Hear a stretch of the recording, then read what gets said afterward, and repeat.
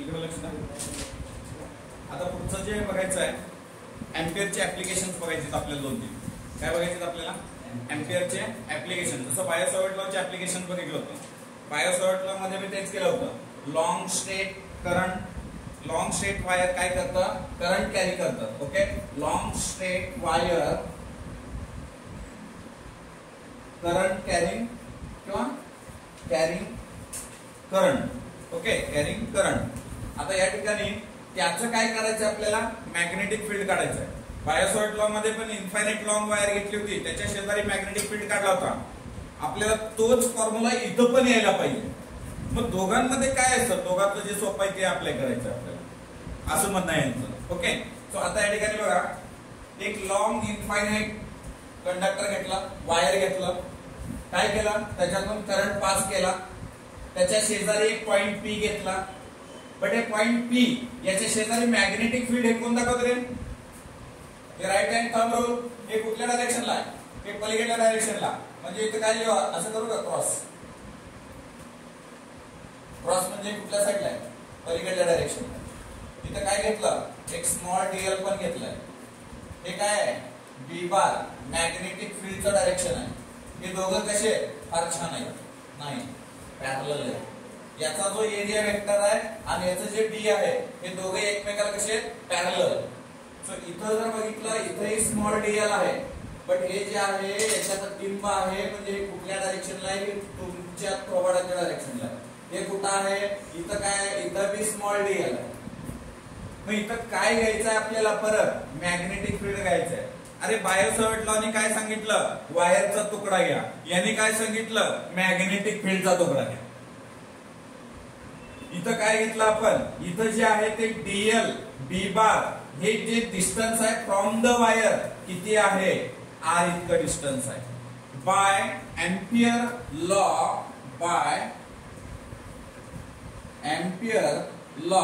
काय सांगतो? लॉ त्यांनी सांगितलं integral path of B bar into DL bar is equal to the mu 0 into I equation number 1. Mu 0 into I equation number 1. तुम्ही या करंटच्या ठिकाणी स्मॉल करंट, स्मॉल आय पण वापरू शकता, कॅपिटल आय पण वापरू शकता, डझंट मॅटर. आता या ठिकाणी हे झालं पहिलं इक्वेशन, हे एम्पियर लॉच्या नुसार. जर मला याच्यातच एक साइड घेतो मी, बी बार इंटू डीएल बार, मी याला कसं लिहू शकतो? मी याला या पद्धतीने लिहू शकतो. कसं?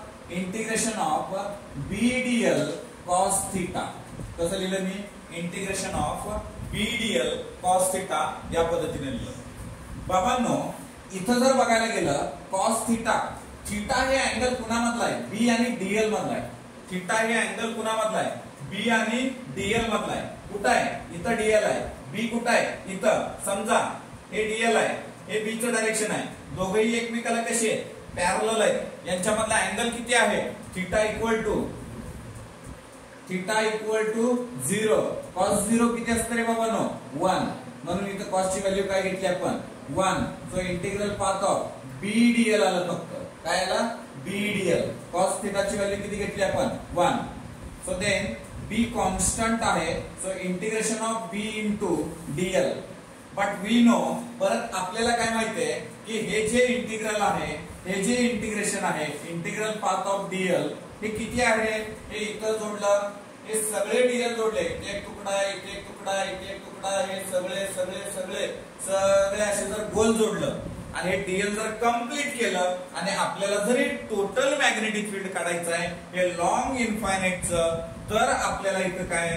ते जर सगळे जोडले तर हे सर्क्युलर शेप मध्ये आहे. म्हणजे ह्याचं पेरिमीटर किती आलं? 2 पाय आर. मग मी इथं व्हॅल्यू काय पुटअप करू शकतो रे माझ्या राजाने राणीनो? इथं बघा. So integration of B bar into DL bar, मी हे सिंपल साइड कंटिन्यू केले. इथं काय केलं? इथे ही व्हॅल्यू मी पुटअप केला, तर मला काय मिळालं बघा? बी इंटू 2 पाय आर इक्वेशन 2 मिळालं. सो थोडं प्रेमाने बघायचं. फ्रॉम इक्वेशन 1 and 2, 1 आणि 2 इक्वेशनला बघा काय दिसेल तुम्हाला?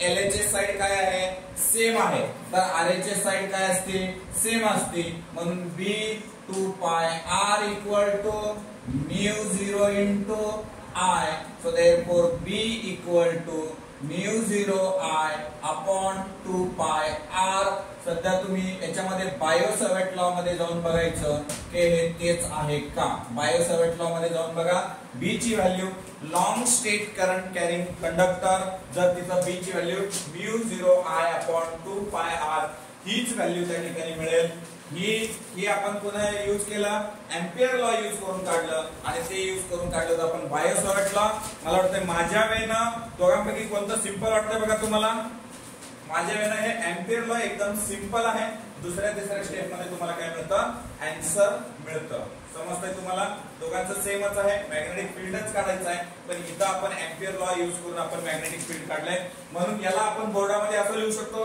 याचं एक स्टेटमेंट लिहून देतो ते स्टेटमेंट प्लस याचं क्वेश्चन कसं असणार आहे state and prove ampere law म्हटलं की हा क्वेश्चन आपण अटेम्प्ट करायचा त्याचं स्टेटमेंट लिहायचं आणि हे क्वेश्चन हे लास्टला अशा पद्धतीने आपण काय करायचं प्रूव्ह करायचं की हे एम्पियर लॉ आहे कारण इथंच आपण या दोघांना दोन्ही इक्वेशनला कंपेअर करतोय याचा अर्थ हे प्रूव्हच केल्यासारखं आहे हे तुम्हाला समजलं या ठिकाणी तुम्हाला काय अडचण ठीक आहे ही स्टेटमेंट